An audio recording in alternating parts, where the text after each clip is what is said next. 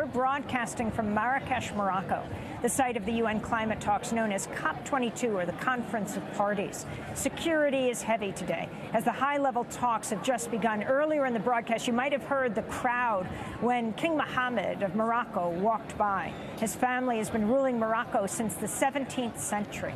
Late last month, thousands of people took to the streets to protest after a fish seller was crushed to death in a garbage truck trying to retrieve fish confiscated by the police. Video circulating online appears to show Muhsin Fikri jumping into the back of the garbage truck to rescue his swordfish before being crushed to death by its compactor. The protests were called by activists from the February 20th movement, which organized demonstrations during the Arab Spring of 2011. Fikri's death drew parallels to that of Tunisian fruit seller Mohamed Bouazizi in 2010, whose death sparked the Arab Spring uprisings of Tunisia and Egypt. I recently spoke with Miriam Orash, a Dutch-Moroccan anthropologist and democracy activist who's now in Britain. She's a lecturer at the University of Westminster in London, and she's writing a book on the February 20th movement in Morocco. She came through New York when we spoke, and I asked her to talk about the significance of the climate talks being held here in Marrakesh, Morocco. I think Marrakesh is being chosen. This is the second or the third major conference that is organized in Marrakesh because of its historic legacy, and it's beautiful. It has an old city, Jemaa el-Fna. So I think somehow there is a kind of attempt to also use these conferences, with all due respect to the organizers and people who are genuinely interested, as also a way to promote tourism. So Marrakesh is also the site of these conferences to sort of put Morocco in the picture again for tourists. But also, on the other hand, it's a bit remote from the sort of troublesome areas in the north. So I think they're also expecting that the kind of tension that is very, very prevalent in the north, like Tangier and Hoceima, or the political presence of political parties and movements in Rabat, will be absent in Marrakesh. So that is the reason I think they choose Marrakesh. The issue of press freedom in Morocco. Morocco ranks 131st out of 180 nations for press freedom, according to Reporters Without Borders. Yes. Morocco is very, very interesting in terms of press freedom, because the quantity of outlets is being confused for the democratic value of it. So what we've seen with the new king in the late 1990s taking over from a very archaic, oppressive King Hassan II is that it opened up the media, and it was one of the first countries actually that allowed privatized media. But what you see is 25 different newspapers and outlets basically saying the same and reporting on the king's visits to other countries. And so the press freedom itself has actually, paradoxically, after the referendum of 2011 and the changing of the constitution, which promised more press freedom, has actually seen a regression. We've seen a regression of press freedom with arrests of famous journalists like Ali Nuzla and people who just left the country, editors of Telkel who are now in the United States. We see a regression of press freedom after, paradoxically, the change of the constitution that promised an improvement. So I think it's another symptom of showing how contradicting the situation at present is. What can't reporters report on? I think there are like several red lines that everybody who knows a bit of Morocco knows, and so religion, and obviously the monarchy, which also you see in a lot of the chants of the activists who are very, very smart about maneuvering around possibilities for them to be scapegoated, is by also changing the chants from, instead of the people demand the downfall of the king, they would chant the people demand the downfall of the corrupt. So the kingdom and the Sahara. The Western Sahara is another red line that you can't cross. And why don't you explain what's happening in the Western Sahara? Well, I mean, it's a de facto occupation of another territory. It's very complicated, and historically, because of the Spanish colonial occupation and the way it also, like, unfortunately, a lot of experiences across the world where colonizers would, like, exchange or deal with land and people as if they were consumer products. And so so this has been a lasting conflict where there is a violent presence of the Moroccan army in the Sahara, and that people are basically still living in a refugee camp. I always compare it to the Palestinian refugee crisis. And so this is happening in the backyard, and people don't talk about it, and there's no international campaign to really successfully resolve the issue, because the international partners and supporters and allies of Morocco, such as the United States of America, are supporting the Moroccan state in its position vis-à-vis the Western Sahara. And so the Western Sahara is sort of treated as a holy issue that you should not touch, and if you do, then you're an unpatriotic and an infiltrant of the Algerian government, as they often use against activists.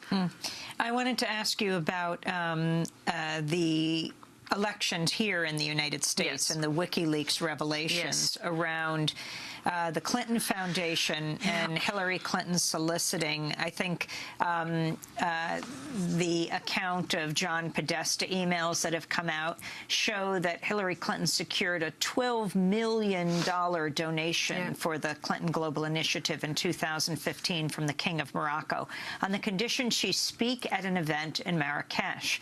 Well, in the end, that looked very awkward for Hillary Clinton, who's about to announce for president. So the former president, Bill Clinton, and their daughter, Chelsea Clinton, ultimately spoke in Hillary Clinton's place. The donation, of course, coming as Hillary Clinton was about to announce for president. The significance of this, did that surprise you? It didn't really surprise me, because there has been very good relations between the Kingdom of Morocco and American leaders historically. Hassan Thani was known to be good friends with Ronald Reagan, and the new king, Mohammed VI, from quite early on, had actually private friendship relations with the Clintons. So this is actually a continuation of an organic relation. But I think what is maybe slightly, not shocking, but I think hurting, is that this revelation, it's adding insult to injury. It's adding insult to injury in the sense of this is a country where its people are, being killed for selling fish. Where this is a country where, by the way, we have already seen at least 10 Mohamed Bouazizi cases. People have committed suicide, set themselves on fire. Before the murder of Mohsin Fikri, we've seen this year after year, these cases. So this is a desperate country where the divide between rich and poor is incredible. It's undescribable. And then in this context, the king just throws away $12 million, which could have, built a wing in a hospital or given free education. So I think the symbolic level of it is probably also what is in the mind of the people who are protesting now on the street. You mentioned water privatization. What are the companies and where is it happening? So the Tangier, a big city in the north, which has undergone extreme development, as I've seen it following the last 3 years, particularly during fieldwork in Tangier, we've seen, I think, transformations that are unprecedented. The pace of the changes are unprecedented. And so this sort of infrastructural changes and the aims of Morocco to become the biggest port of Africa and the new port in Tangier, which, of course, leads to terrible situations like people being kicked out of their houses, etc. But it sort of accommodates also a new privatized approach to policy. One of that is water, and water is very, very important for people, and to have accessible, affordable water. So that has been privatized under the company of the name Amandis, which is also mostly owned by France, and which is another painful reminder of the continuation of the colonial dependency. And so in the last 2 years, there has been a lot of unrest. And last year, there were major protests in Tangier in particular, where people went on strike. They went on strike, and they would, for instance, the electricity part of Amandis had led to people turning off their lights and lighting on candles, and also just pickets and sit-ins and protests outside Amandis offices. And I think the state was quite surprised and a bit afraid by the level of anger. So I think for me it also shows that when issues have to do with very direct, everyday life, social, economic matters, people are really willing to go out on the street in large numbers in ways that are much more difficult to mobilize around a bit more abstract issues such as democracy and freedom of speech. And I think this will continue. Can you draw the parallels between what happened to Mohsin Fikri? Do you think there's a parallel in the northern town of Al-Husayma? Apparently authorities ordering or actually hitting the button themselves his death by crushing him in the garbage truck as he tried to get out. And what happened to Mohamed Bouazizi in Tunisia in 2011 when authorities stole his scale. He got so frustrated he set himself on fire, and that sparked the Tunisian revolution. So the parallels are obviously there in the sense of these are people who have no value to the state, so they have no dignity, so they can be crushed at will. And the swear words that are used to accommodate that, like in this case, the reason for the hashtag grind the mother, are very symptomatic of what we see here. So, grind the mother? Yeah, so the mother is an abbreviation of another swear word. So in this sense, grind the mother. And it's also a very, very important signal that in these places in the north, the Amazigh people like Fikri, the police are not local. So they are Arab-speaking police officers who use these Arab swear words. And so the parallels are there in the sense of, like, they have no value, they have no dignity, they can be crushed at will. But I think what Fikri shows a bit more is the sort of a larger neoliberal effects of the privatization of the fisher industry. I mean, the Moroccans have the most beautiful coast and beaches and the best fish you can imagine around the continent, but they don't own it. So the Moroccans have sold off their fisher industry for almost nothing to European multinationals. And so what used to be also a source of living for people has been taken away, not just by the state, but by selling it off to the previous colonizers. Why isn't he allowed to get swordfish at this time of year? I think that is, honestly, I think we need to be careful about just adopting that argument. I don't believe it. I think it's a way of sort of depoliticizing the events. I don't think the Moroccan state has any respect for seasonal fishery or not. The way they organize construction and vegetation and fishery has no relevance to what is good or not good for the fish. So I think they were just using that as an excuse this time to frame it as a criminal act rather as a sort of poor act of an informal seller. So I don't think the argument of this is not allowed in this season is very relevant in this case.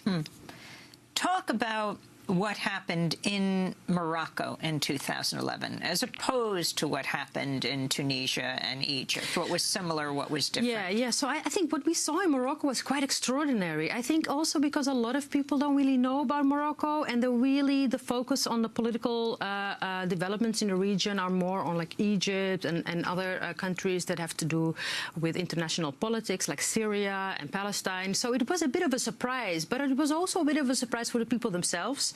I think it was a rediscovery of their agency. The fact that Morocco saw mass protests in 2011 across the country, which is also, I think, slightly different from what we've seen elsewhere, where often protests would concentrate on capital cities. What you saw in Morocco is kind of typical to the Moroccan system or way of living that is a bit more anarchic, that you saw it spread all over. And this we see again now. We see that it started in Al-Husayma and the villages around Al-Husayma and Imzuren, where Fikri is actually from, spread across the country in less than 12 hours. So I think the diversity and the way it's spread across the country is quite unique, and it makes it very hard for the government to control it. I think that's one important factor of difference. And the other thing that you saw, and I think that's also what I was trying to find out in my research, did the movement disappear? Did it decline after 2011? Yeah, we talk about it now as if the revolution revolutions failed. And the king did not fall. And the king did not fall. Actually, what you saw, it manifested itself in different ways. So since 2011 until now, there has actually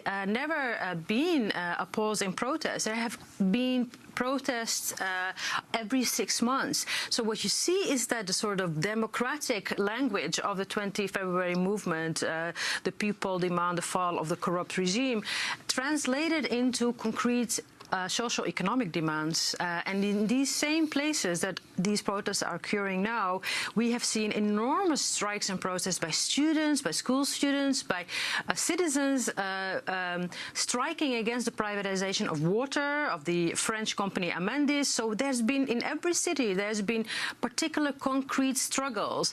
And I think what we've seen now is that the tragic assassination of Muhsin has provided a venue, a sort of breath to bring all of that together and to maybe have Act 2 of the Arab uprisings of 2011 in Morocco.